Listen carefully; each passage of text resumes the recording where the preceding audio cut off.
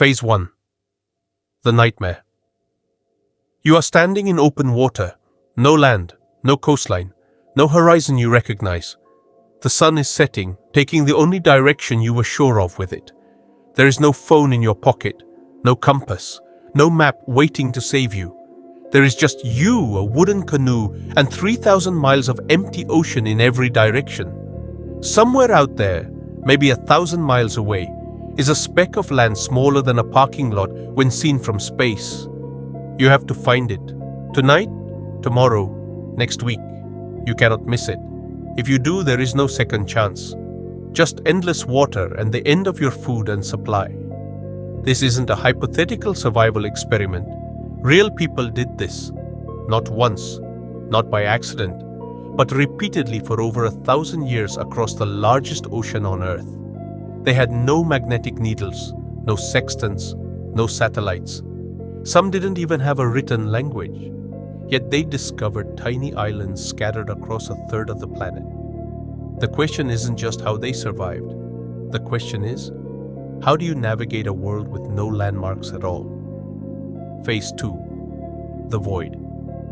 Let's be honest, most people don't grasp how terrifying this problem is. We see the ocean as a flat blue space, but imagine standing on a small canoe with no engine and no radio. There is no north out here, no reference points. Now picture doing this at night. The waves look identical in the dark. The horizon vanishes into total pitch blackness. Even your sense of forward blurs as the hull rocks and spins with the water. We assume ancient sailors just hugged the coastlines, playing it safe. But that's not what happened in the Pacific. The islands of Polynesia, Hawaii, Tahiti, Easter Island, New Zealand are separated by staggering distances. This wasn't island hopping. These were voyages of 3,000 to 4,000 miles of completely open ocean.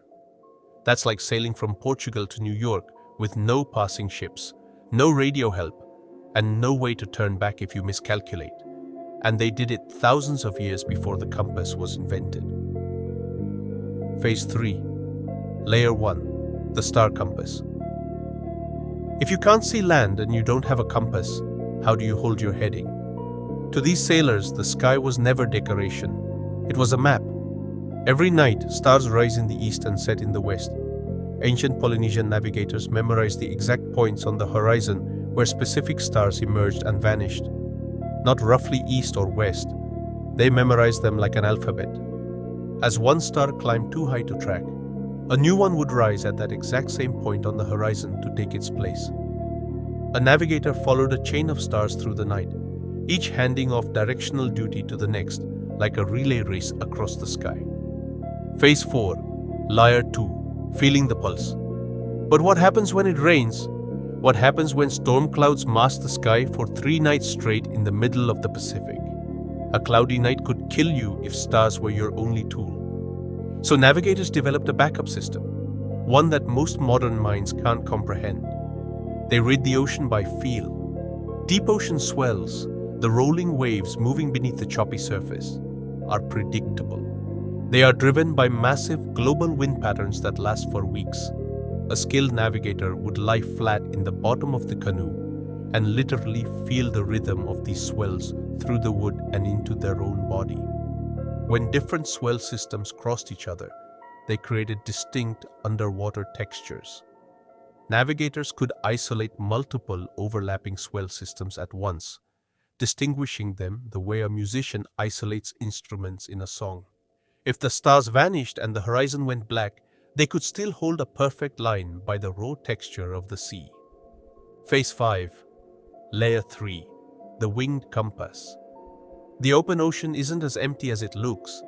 Wildlife became technology. Certain seabirds nest strictly on land but fly far out to fish during the day. They have a strict routine: out to sea in the morning, back to land before dark. If a navigator spotted one of these birds, they knew land was near. By identifying the specific species, they could estimate exactly how many miles away the island was. At dusk, if the bird flew in a straight line, that line pointed directly towards solid ground. It wasn't just an animal. It was a compass with wings. Phase 6. the mental supercomputer.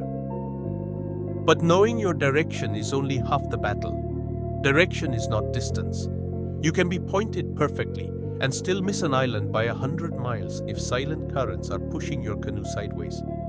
To solve this, navigators held a fluid, real-time model of the entire ocean completely in memory.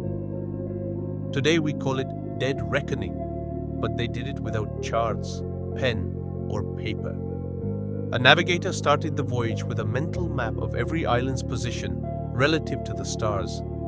Then, hour after hour, day after day, they continuously calculated speed, wind drift, and current angles, updating their exact location entirely in their head. This wasn't vague intuition. It was a rigorous mathematical discipline passed down orally through generations. Becoming a master navigator required decades of apprenticeship and brutal testing. A single miscalculation meant death for everyone on board. Phase 7. Radical trust. This history forces us to rethink human capability. Think about what this system required. A culture willing to spend decades training one person.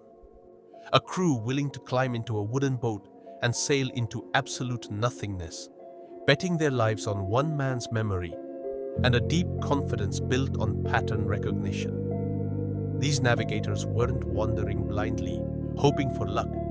They were running a continuously updating internal simulation. They cross-referenced stars, swells, birds, and wind the exact same way a modern aircraft cross-references GPS, radar, and inertial sensors to correct for error. The tools were different, but the math was identical, which raises an uncomfortable question. If ancient humans could build something this sophisticated using nothing but the human mind, what does it say about us now that we've outsourced our thinking to machines? Every one of us carries a device that tracks our location down to the foot. Yet, most of us can't find north without looking at a screen. The navigators of the Pacific built the dashboard inside their brains, and it worked well enough to populate a third of the planet, centuries before Western explorers dared to leave the safety of their coastlines. They didn't avoid getting lost by staying close to home. They built a system so precise that lost ceased to exist. They trained themselves to read a version of the world that the rest of us have simply forgotten how to see. Phase 8. Closing. Right now, that same sky is turning overhead. The same swells are rolling beneath the waves. The same birds are flying home before dark. The map never disappeared. We just stopped learning how to read it.